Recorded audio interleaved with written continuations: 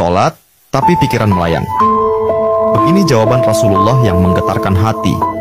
Pada suatu majelis Rasulullah, suasana terasa begitu tenang. Para sahabat duduk melingkar menyimak setiap perkataan beliau dengan penuh perhatian. Namun, di antara mereka, ada seorang sahabat yang tampak gelisah. Jemarinya saling menggenggam, matanya menunduk, dan napasnya terasa berat.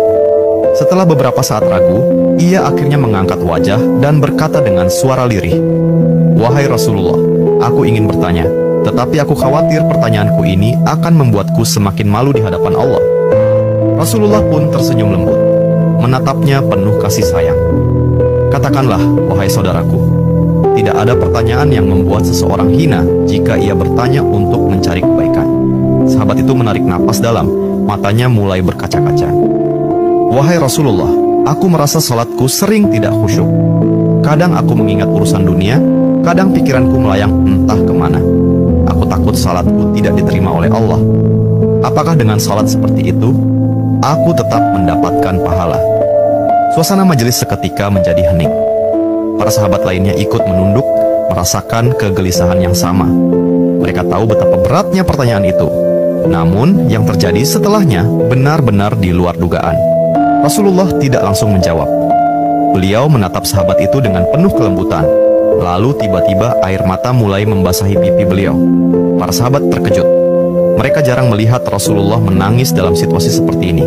Dengan suara bergetar, beliau berkata, "Demi zat yang jiwaku berada di tangannya, sungguh setan tidak akan pernah berhenti berusaha mencuri bagian dari sholat seorang hamba hingga ia teralihkan. Tetapi ketahuilah, Allah tetap melihat usahamu." Rasulullah menarik napas dalam, lalu melanjutkan, "Wahai saudaraku, jika engkau meninggalkan salat hanya karena takut tidak khusyuk, maka setan akan menang.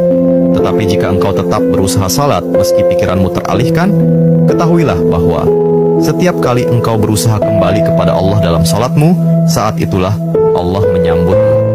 Mendengar itu, sahabat tersebut tak mampu menahan tangis. Begitu pula para sahabat lainnya.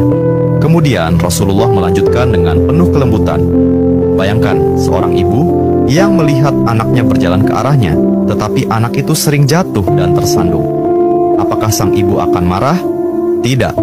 Ia justru akan berlari menghampirinya, mengangkatnya, dan mendekapnya erat. Itulah Allah. Ia lebih penyayang daripada seorang ibu kepada anaknya. Selama engkau terus kembali, Allah akan selalu menerimamu." Air mata mengalir di pipi sahabat itu. Kata-kata Rasulullah begitu menusuk hatinya. Sejak hari itu, ia tidak lagi putus asa dalam sholatnya. Ia tetap berusaha khusyuk dan